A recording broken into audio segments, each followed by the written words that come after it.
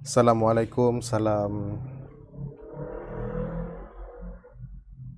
8 Ogos, hari Sabtu 2020, 3:24 minit petang. Kali ni saya nak cerita pasal perubahan trend. Rasanya video pasal trend ni dah ada. Tapi yelah, sekarang ni uh, kita dalam dilema kan. Kalau saya perhatikan kebanyakannya masih dalam dilema. Maknanya masa market tengah naik dalam minggu ni, saya tak nak cerita yang lama-lama, saya cuma cerita dalam minggu ni saja, Isnin sampai Khamis. Pernah tak terfikir yang akan jadi seperti hari Jumaat? Siapa pernah terfikir Isnin sampai Khamis, Jumaat jadi macam dari hari Jumaat? Okey, cerita pasal trend saya rasa dah pernah buat, jadi boleh tengok video lama, rasanya ada tu cerita pasal perubahan trend. Cuma hari ni saya nak buat sedikit cuma peringatan sajalah ya. Bila trend tu nak berubah. Kalau kita fokus pada satu hari memang susah. Jadi kalau boleh kita fokus pada carta tu punya struktur dia. Jadi sebelum kita nak faham struktur dia, kita kena faham konsep asal yang paling mudah, di mana sekali lagi masih lagi ulang benda yang sama. Kalau harga nak naik, dia akan buat satu kaki naik, kemudian turun. Sama ada turun dia macam ni ke, melintang ke, dia terbujur lalu melintang patah ke, yang penting kita ada satu kaki bermula dari bawah. Tak kisahlah macam mana pun dia gerak, dia naik, dia turun, lepas tu dia naik lagi, betul mungkinlah dia turun ke, melintang ke apa, membujur lalu melintang patah ke, dia naik lagi, dia turun kang, dia naik lagi. Okey, ini lukisan asas tau. Cat tu boleh gerak macam ni, dia naik, dia turun, pusing, dia naik, lepas tu dia jatuh kau satu kali, dia slow, dia naik sikit, naik, lepas tu dia jatuh kau, naik sikit terus, naik, lepas tu dia boleh selagi macam dah hilang dah pula. Dia nak patah balik lah. Okey, boleh. Okey, selagi dia masih lagi dalam kedudukan begini, di mana kita ada permulaan low je lah, tak kisahlah macam mana dia buat low ni. Permulaan low ni kita ambil satu kaki low, naik atas, satu turun. Dia ada high, dia ada low, dia ada higher high, higher low, higher high, higher low ya. Kita masih kata trend dia masih menaik lah. Dan naik tu bukan setakat structure je yang kita kena tengok. Tengok harga pun dah tahu dah. Pada ketika ini, contohlah ni chart CCK, harganya adalah 265. Lebih kurang lah katalah 28 sen. Pada ketika ini 37 sen. Pada ketika ini 52 sen. Pada ketika ini 67 sen. Pada ketika ini 74 sen. Pada ketika ini RM1.05 sen. RM1 lah senang cerita. Tengok harga pun dah nampak yang dia maaf lah, 28 sen. Harga saja dah kita dah nampak yang dia sedang mendaki. Ni harga. Sebab kita, pandangan kita yang sebelah bawah ni adalah masa, yang naik ke atas ni adalah harga. Kalau kita tengok hari ni 28 sen, lepas 37, 52, 67, ini pun dah kata trend dia menaik lah. Cuma cara dia bergerak naik ke kanan, chart ni naik ke kanan, tidaklah terus terpacak naik ke atas. Inilah yang kita kata dia higher high, higher low. Structure dia tetap sama, tapi dia punya cara nak pening dia tu, dia naik, okey, dia pening, dia naik, pening, break, pening lagi, naik, pening, naik, pening. Apa sebab pening? Pening ni disebabkan ada orang yang jual, ada orang yang beli, ada orang yang jual, ada orang yang beli. Jual tu kemungkinan dia profit taking. Kalau harga tu nak cerita orang tu membeli saja, nanti saya tunjuk satu chart yang contoh beli saja, tegak macam tu je lah. Kerjanya naik, beli. So bila dia jual, kita akan nampak harga tu mula menurun lah. Okey Itu asas untuk naik. Turun macam mana? Turun pun sama. Macam mana kita cerita naik tadi, begitulah masa dia nak turun. Katalah kita ada yang paling tinggi, jadi dia akan buat begini. Lepas tu dia akan pening. Macam mana dia nak pening terpulang lah. Lepas tu dia turun. Lepas tu kan dia naik balik. Lepas tu kan dia turun. Lepas tu dia naik balik. Lepas tu kan dia turun. Ini kita panggil penurunan yang sihat jugalah. Sebab dia naik sihat, turun pun sihat. Sihat tu maksudnya dalam kurungan. Waktu ketika dia naik balik ni, bolehlah kita layan dengan rebound. Ni lah kata rebound. Dia buat pullback, turun, pullback. Turun, pullback. Turun, pullback. Tapi dalam keadaan dia sedang menurun. Secara trend dia menurun. Jadi, permulaan, kalau kita nak kata trend tu berubah, kalau kata yang macam ni tadi, pada ketika dia start naik satu kaki, okay, dia buat high, dia turun, lepas tu dia break. Ini saja dah memberi kita tanda kemungkinan besar trend ni dah menuju naik lah. Jadi kalau kata yang turun pula, bila dia turun, nak tak nak harga mesti turun. Dia tak semestinya satu hari, dia banyak hari. Cerita stok ni dia main hari. Bukan satu hari Jumaat saja nak mengatakan yang market kita nak tergolek. Tak ada, belum lagi. Sehinggalah struktur dia dah berubah. Di mana kita buat satu, dia turun, dia berhenti, lepas tu ada lagi orang beli balik, dan orang beli tu tidak berjaya melepasi balik haras yang paling tinggi dia buat. Katalah ni dia naik macam ni, paling tinggi, dan dia tiba kena buang balik dan dia start bocor.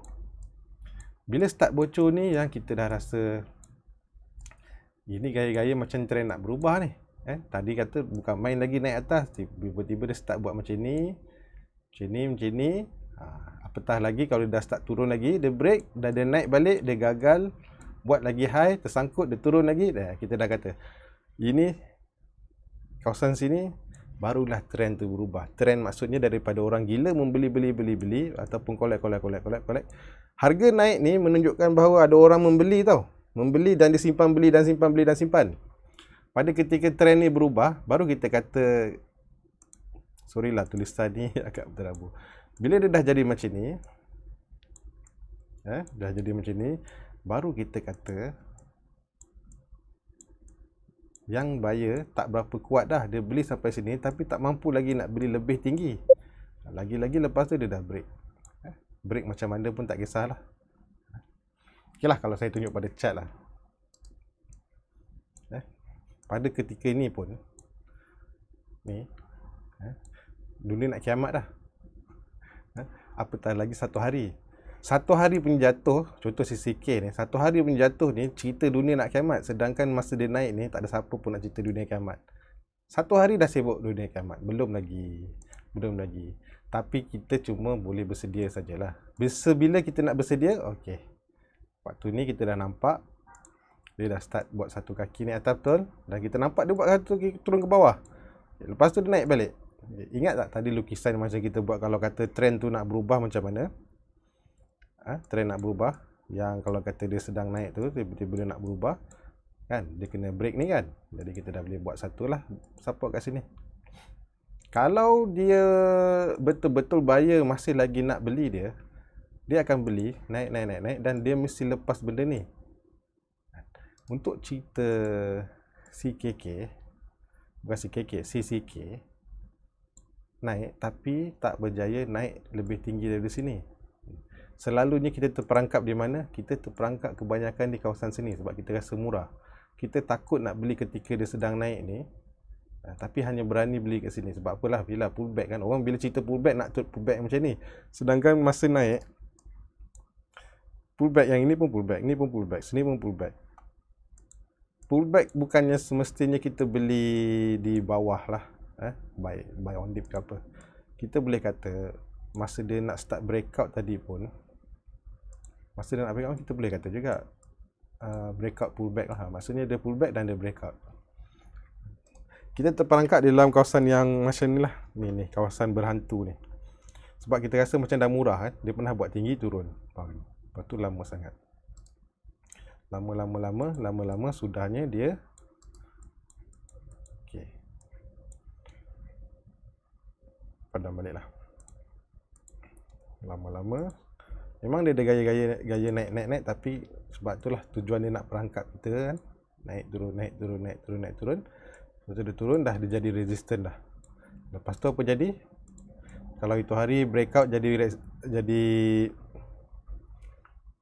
bila breakout jadi Haugen, ini jadi apa? Ini jadi tikus mondok lah. Tikus mondok kerja dia menggali je. Dia gali lubang, gali lubang, gali lubang, tutup lubang, gali lubang, tutup lubang, gali lubang, tutup lubang. Oh, sekarang ni tak ada lagi lah. Ada satu lagi ni. Apa, saya bukan nak cerita pasal CCK ni. Tu yang pertama, struktur dia dah bocor. Tapi macam mana kita nak agak kalau macam ni senang lah cerita, benda dah jadi kan. Cuba masa cerita ni. Kalau saya sendiri pun, sorry, saya bukan FY, saya pun masa ni pun memang seronok nak beli. Tempat kita, macam saya jenis kaki pullback kan, memang gaya-gaya ni lah. Sinilah tempat saya tuju. Saya tak kejar masa dia naik. Walau tadi cerita pasal tak, masa dia naik ni pun kejar juga. Tapi kadang-kadang bila kita scan, kita dapat chart tu, kita nampak pada ketika kejadian ni, kita tak perasan pun yang dia sedang naik. Tak perasan, ataupun kita tengah beli stok lain lah. Sebab kita rasa macam dah mahal 90 sen lah. Ada lagi start 50 sen, 40 sen kan. Okay. Macam mana kita nak tahu lagi yang kemungkinan besar yang trend ni nak berubah? Okay. Dalam pasal chart, kita ada dia panggil mula-mula normal lah, orang panggil accumulation lah, lepas tu markup, lepas tu distribution, lepas tu markdown kan. 1, 2, 3, 4. Untuk accumulation ambil masa yang agak lama sebelum dia start markup. Untuk distribution juga dia ambil masa yang lama sebelum dia start down. Ini asas dia. Tapi selalu yang orang tak cerita adalah tempoh masa antara dia kumpul, breakout, dan juga masa distribution. Tempoh masa yang diambil untuk dia distribution ni jarang ditekankan. Sebab tu satu hari tak cukup. Kalau dia betul-betul dia nak distribute, dia perlukan banyak masa. Itu yang dikatakan tadi, dia cuba perangkap. Kita kat sini masa dia tak nak beli, masa dia dah melintang ni. Okay, yang nombor 2 adalah berapa lama masa yang dia ambil semasa kita tunggu sebelah kanan ni. Waktu dia tak naik ni, dia tak buat lagi new high. Ni last high dia buat, tapi dia sweep melintang melintang. Kalau lebih daripada sebulan, lagi lama dia buat ke kanan, itu dah beri satu tanda yang kurang baik. Kurang baik. Sebab apa beza dengan yang kat bawah ni? Bawah ni pun sama juga kan. Bawah ni sama juga. Dia tak buat lagi high. Dia tak buat lagi high pula. Ini pun tempoh masa yang diperlukan untuk ke kanan lama juga. Lebih kurang sebulan juga. Yang atas tadi pun sebulan juga. Macam mana kita nak membezakan antara yang ni dengan yang ni? Kita tak dapat nak membezakan pada ketika kejadian. Tak dapat sangat. Even kalau kita tengok volume pun kita tak dapat nak rasa sangat kan. Tapi kita boleh nampak sedikit beberapa ciri-ciri yang menunjukkan yang dia dah, selain ada tempoh masa yang agak lama ke kanan, kita boleh tengok dalam tempoh dia melintang ni, ada tak harga cuba naik lagi tinggi? Ada tak dia cuba naik? Nampak tak kawasan yang atas ni? Sekejap saya betulkan, tambah lagi. Perasan tak kawasan ni agak kosong? Agak kosong. Sebaliknya dia lebih kepada sibuk dekat bawah. Dia lebih kepada sibuk dekat bawah. Atas ni kosong. Itu saja dah menunjukkan kemungkinan besar tak ada orang berani nak beli dekat atas. Kalau orang berani beli dekat atas, harga tu dah cecah masuk dalam ni dah. Super macam ketika dia gila ni. Dia orang beli je. Turun beli, turun naik beli. Ini penunjuk pertama lah. Kita boleh agak pada ketika itu. Lagi, kalau kata nak dikata ini pun sama juga kan, tapi akhirnya dia naik. Itulah datangnya kisah ni area sini. Kalau kata tadi ni jangan masuk kat sini, tapi yang ni jangan masuk juga. Tapi dia naik ni, rugi lah tak beli kat sini. Nampak tak tempoh masa dia ambil? Lebih kurang 1 bulan, 2 bulan, 3 bulan. Sebab tu Kalau kata kita nak rasa cepat untung, carilah stok yang baru keluar dari pasaran dia berkumpul. Kita layan breakout ke, ataupun selepas dia dah habis kumpul lah. Kalau kata kawasan ni kita tak tahu kawasan ni waktu kejadian dia berkumpul ke tak, tapi kalau ikut kejadian selepas ni kita kata inilah dia sedang mengumpul lah. Sebab tu tak digalakkan, kalau kita nak cepat rasa untung, jangan cari stok yang sedang tak ada trend ni, dia sideway. Beli walaupun kat dasar sekalipun, memang ada kenaikan, tapi kenaikan ni tidaklah sepower yang waktu dia tengah gila ni kan, waktu dia sedang momentum naik lah. 1 bulan, 2 bulan, 1 bulan, 2 bulan, 3 bulan, 4 bulan baru dia keluar. Kalau kita nak cepat, jangan cari chart yang sedang melintang macam ni. Walaupun kita rasa macam yakin nak beli kat bawah lama, sebab dia bergantung pada kita lah. Kalau memang kita jenis yang tak apa, saya nak beli, dia turun je saya nak beli, dia turun saya nak beli, dia turun saya nak beli, saya tak kisah apa tempoh masa, then kawasan sini boleh, kawasan sini pun boleh sebenarnya, tapi selepas dia breakout jatuh bawah kena jual stop loss. Tapi kawasan sini boleh, tapi tak ramai orang yang dapat terima 4 bulan 3 bulan menunggu sebelum dia naik. Lebih sadis pada ketika dia beli ni dah 4 bulan simpan. 4 bulan simpan. Allah Akbar. 4 bulan simpan, baru naik sikit.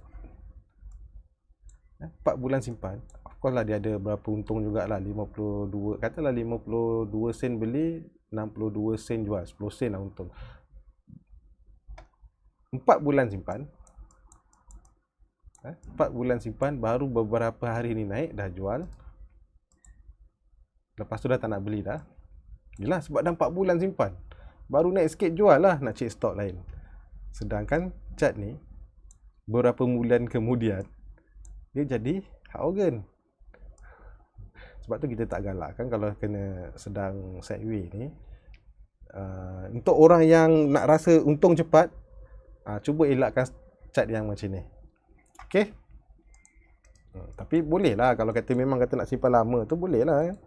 Tapi bila kita simpan lama tu kita kena ada reason tau simpan lama. Simpan lama ketika stok sedang naik ni okey. Kalau simpan lama stok tengah turun, itu yang jadi fed up lah. Lama-lama kita fed up dengan market. Okey, untuk tahun ni kita tolak tepi dulu lah kan. Lagi-lagi untuk bulan ni semua rata-rata boleh dikatakan rugi yang awal tahun lepas, even yang ada rugi daripada tahun 2018-17 dah cover bulan ni. Alhamdulillah lah market bagi kan. Tapi itu tak bermakna yang kita ni dah power. Market bullish, campak apa saja insya-Allah naik. Kalau kena tema dia lah. Sedangkan sekarang ni orang sibuk glove, healthcare, PPE, apa saja kan, ataupun yang penny stock yang gaya-gaya macam ada menghadap ke arah tema, naik dia, limit up. Ada juga masih orang sekarang ni walaupun tengah bullish, dia tak buat untung. Sebab apa? Dia beli stok yang tak ada catalyst, tak ada dalam tema. Oil and gas ke, even plantation ke. Plantation tahun lepas okey lah kan, hujung tahun. Sekarang ni agak slow. Sekarang ni plantation dalam keadaan pening. Sebab apa? Bila dah selalu pening lama-lama, bila kita dah naik sikit baru nak jual, kita dah jual, sayang, mungkin dia ada trend lagi. Juga macam oil and gas pun slow kan. Apa lagi yang slow? Construction pun slow. Kalau trader, kita trader, saya cerita pasal trader, bukan investor. Kalau trader, kalau nak ni cari yang sedang trending, tumpang. Okay, tadi ni saya nak habiskan cerita lah. Maksudnya kalau dia nak berubah arah pun, nak tak nak, dia akan ambil masa jugalah. Bukan satu hari. Kecuali kategori pump and dump. Ini yang paling kita takut. Di mana kenaikannya memang betul naik. Ini nampak turun lah. Kata kita ni, siapa rasa dia nak jatuh? Siapa rasa dia nak jatuh? Gila. Masa ni lagi bertambah orang belilah apa semua kan. Semua dah bajet nak RM5, RM6 lah. Sekali dia bagi, terus. Untuk elakkan jadi macam ni, pertama kita boleh nampak lah daripada dia punya kenaikan tu. Kalau terlalu obvious tanpa membuat support naik tak ada support, itu kita rasa dia overdose lah. Sebab setiap kali dia break kita boleh buat area support kat sini. Jadi pada ketika kejadian ni pun, kalau kita dah agak-agak tinggi ni, kalau kita nak beli support agak jauh RM1.50 kepada ni agak jauh. Jadi kalau kita beli awal lah, atau kita buat intraday pada ketika tu, kita tak nak jadi yang macam ni. Okey, yang ini dia susah nak cakap trend yang tadi tu. Dia susah nak cakap yang trend macam ni. Susah nak dapat kalau kita memandang pada sudut daily chart. Untuk yang ni kemungkinan besar kita boleh tukar. Kalau biasanya lower time frame akan nampak juga. Sebab dia akan jadi yang sama. Okey ni Mei ni. Ya ke? Sekejap. Yalah.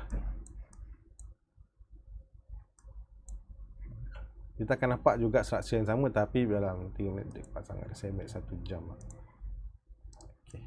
Kita akan nampak struktur yang sama, di mana pun tak nampak, tapi dia adalah satu kenaikan sikit je dia bagi. Ni betul-betul pump yang dah.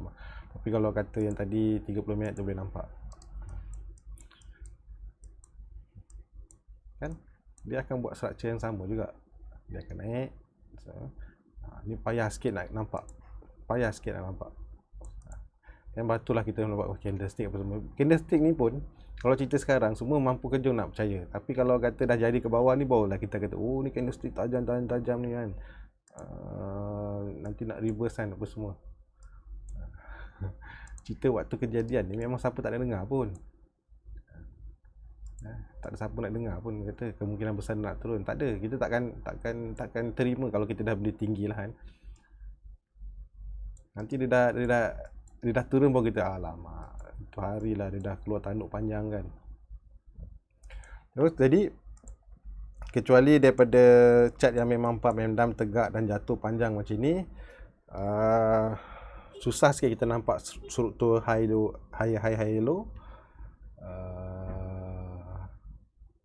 Saya boleh kata kalau trend tu nak berubah, walaupun kita untuk distribution phase pun tetap ambil masa yang agak, dia kena ambil masa juga untuk dia distribute. Jadi sebab peluang tu bila dah nampak jatuh satu kaki jatuh, masa dia rebound ni kemungkinan besar kalau kita belum jual, kita boleh cuba-cubalah kan jual. Tengoklah kalau ramai yang kata okey aku nak jual lah, itu yang jadi dia tak nak naik lagi.